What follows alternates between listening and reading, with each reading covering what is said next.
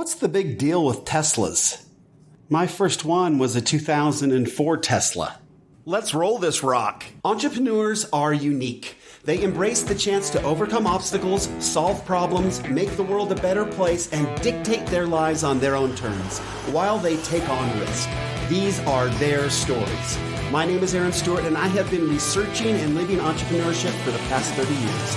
And I now welcome you to the Little Black Couch, a journey in entrepreneurship. Hey everyone, Aaron Stewart from the Little Black Couch, still fighting like mad with Facebook to try to get my page back from them. So we'll do some podcasts and some lives on my personal page until we can get it back. It's been a bit of a nightmare, but we're working on it. So anyway, wanted to hop right in today on this continuing journey of entrepreneurship and have a little discussion on this whole idea of Elon Musk and Tesla. And boy, these Tesla things, man, people seem to be going crazy for these things. And it's kind of, it's an interesting thing for sure.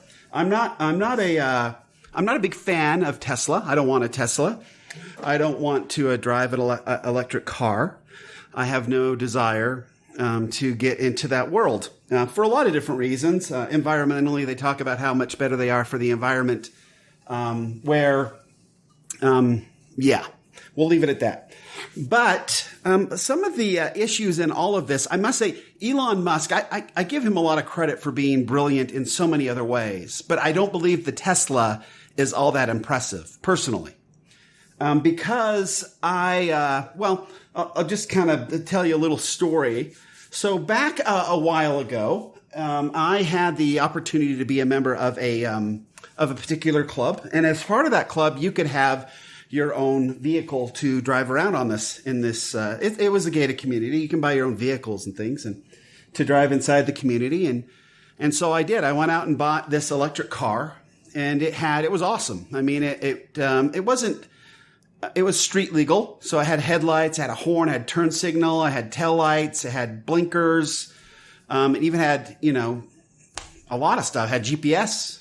I had a radio, cigarette lighter to charge my phones, all that good stuff. I had all of it. And it was actually a 2004 model. So not all that new. And I probably bought it in 2009.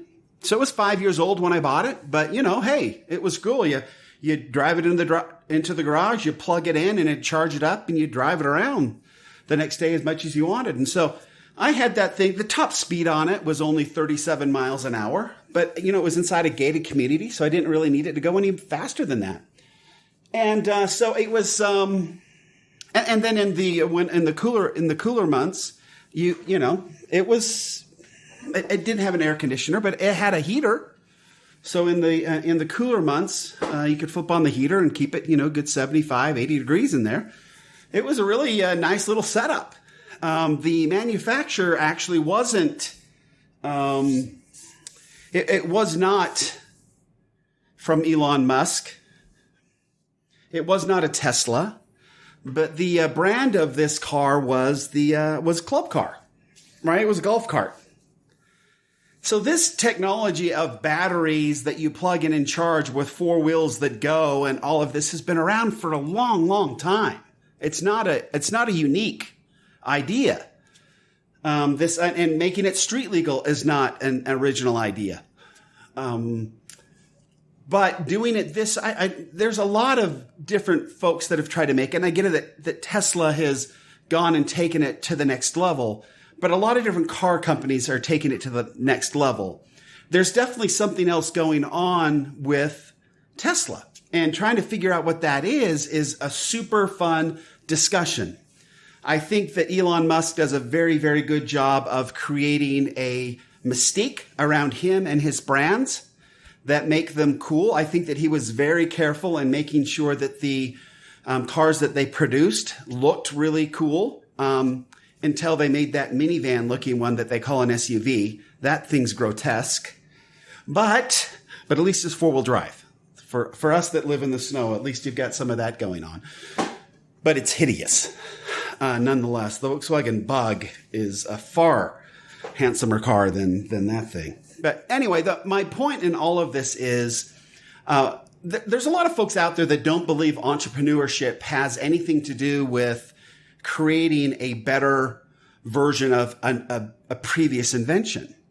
And if you look at what Elon Musk has done, I mean, he's got a lot of really crazy, interesting ideas going on, from building rockets to tunneling under LA, trying to create all these different new fantastic ideas that are really more on the cutting edge than a electric car. But Elon Musk saw an opportunity where the technology had been around for years, and it has been, and it was good technology. My club car still runs. It's in great shape. It still goes 37 miles an hour. You can put doors on it in the wintertime and close it all in and make it sealed. It had GPS, it had radio, it had charged my phones, iPad, heater in it. It had everything that we talk about. It even had a little cooler that I could carry drinks in that my car doesn't have. So it's essentially the same thing. Turn signals, headlights, the whole thing is a Tesla. I think it looks cooler than a Tesla. It has a much better storage capacity for golf clubs than a Tesla. But Tesla obviously has taken this concept that's not a new idea and turned it into something that's really quite extraordinary to a lot of people.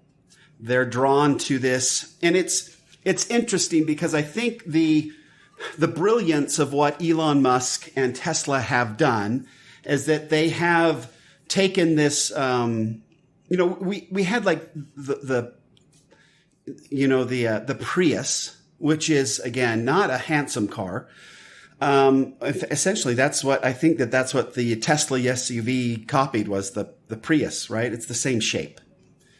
Anyway, we had the Prius, we had like the Volt, we had like these other little electric cars. But what Tesla did is tried to make something that was an electric car that really didn't have a very good reputation because they were so blasted ugly, and he made them look cool. At least a lot cooler than the other electric cars. And we do have a problem with wanting to look good, right? We want to be appreciated, and there's something to that. He also was, interestingly, he came out with very expensive models to start. So he created a brand that was exclusive. He created a brand that was hard to get at. Club Car didn't do that. Chevy didn't do that. Toyota didn't do that. Their cars were a little more expensive, but they really tried to make sure that they stayed as cheap as they possibly could. And Elon did not. Elon said, hey, if you want one of these things that I'm putting out, ours are cooler. Ours have better technology. Ours are better looking. Ours are cutting edge. If you want to be responsible environmentalists, and if you want to show the world that you are absolutely so concerned with the environment that you're willing to pay X amount more than any other electric car, then we're your company. Tesla. We're your guys. Come over here. And that was masterful. Brilliant. He built a exclusivity, brand awareness around that was nobody else has touched into. And here we are umpteen years later, and Tesla is still cool. And now they're putting out rather inexpensive cars. But still, in the eyes of the beholder, Tesla had this first luxury, awesome, amazing electric car that was viable, right? I know there were some other competitors out there that tried to come out with super expensive cars, but Tesla went electric only, not a hybrid, electric only, and super luxurious and very exclusive out of the gate. And there is opportunities there. Unfortunately, for most of companies out there, they don't have the backing. They don't have a big pile of cash to do something like that. Elon Musk does have the ability to do things a little differently than the rest of us do because of the money, because of the cash. He can wait it out. He can build a brand, an exclusive brand, and wait until everything comes up. And if you think about it, it took them a long time, right? We always We always were reading early on in the company how it struggled. How they always had cash flow issues, how they never turned a profit. But Elon Musk, because of who he is and his reputation and what he's been able to do before Tesla, had the backing and had the money to withstand and wait that kind of stuff out. Most of the rest of us don't. We have to come out with a product that's viable, that we can get into the black just as quickly as possible, because nobody's going to back us. But the principle is fascinating on what Elon Musk was able to do with Tesla, no doubt about it, to create a brand that in essentially a market that had already been invented and developed. There was already cars on the road. You already had the Chevy Volt, which was 100% electric. And then Tesla came out with, their version that was a lot fancier, a lot nicer, and a lot more expensive, and a whole pile of cash to hold on and drive that home and make it work. And some cool technology. I will say that. They put some really cool technology in there, right? They made it super fast. They made it super sleek inside, added a full iPad screen. They did some really cool things to kind of being in the techie folks as well. And knowing their avatar, they knew that these rich Silicon Valley technology folks, young millionaires that cared about the environment, this was their opportunity to show they cared about the environment and that they were awesome by buying a super expensive car. So it really checked off two of the very important boxes in these people's mind. One, I'm environmentally responsible, and two, I'm super wealthy. So I have a Tesla. And that was the way they were able to get it done. So what does that mean to the rest of us? It doesn't mean probably a whole lot, except I think that there are opportunities out there to look in industries where we have technologies that have been around for a while and they're right under our noses. And can we take these technologies? Why wouldn't I or anybody else looking at this golf cart, which I loved. I love to drive around. I think it's brilliant. I loved that I just plugged it in and next morning it was fully charged and I could go out and play golf and zoom around at 37 miles an hour. It was a really wonderful, and it's 0 to 37 in like a second. I mean, it's seriously just, electric motors are so fast and so fun. Why didn't I think to myself, I should come up with electric cars? It's just basically a bigger version of this, because that's all it is. I don't know, other than it takes a lot of money to start a car company. But what is there around us? Look at the things that you use every day. Are they really that efficient? Can they be expanded and made better? Ask yourself these questions. Now, this is also a really good time to share a story like this with your children, with the young people around you, and ask them, hey, look around you. Do what Elon Musk did and say, hey, here's an invention that, yes, it's out there. Yes, it's already been created. What can I do to make it cooler? What can I do to make it more interesting? What can I do to go after different segments in the market? The very rich, super wealthy, environmentally minded folks, the green folks. Are there markets there that can be tapped into more efficiently if we come up with a product that's maybe recreated to a slightly different way to really attract a much bigger and healthier market? Those are excellent questions to ask as an entrepreneur, if nothing else, just for the mental gymnastics of it all, to try to figure out different problems and different ways to do things. Thinking and creating is like anything else. You have to practice it. And this is one of those really cool examples to practice.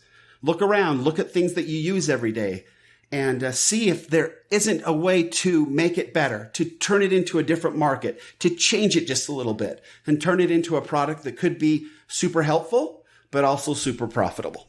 So that's our little message for today. Thanks for joining me here on the Little Black Couch. Always appreciate it. And until next time, do good and be well. Thanks. Thank you for joining me today. I really appreciate it. If there's anything you heard today that you enjoyed, please follow us on Facebook, Instagram, YouTube, or subscribe to this podcast so you can be alerted when the next episode is available. Until then, here's to all the entrepreneurs out there.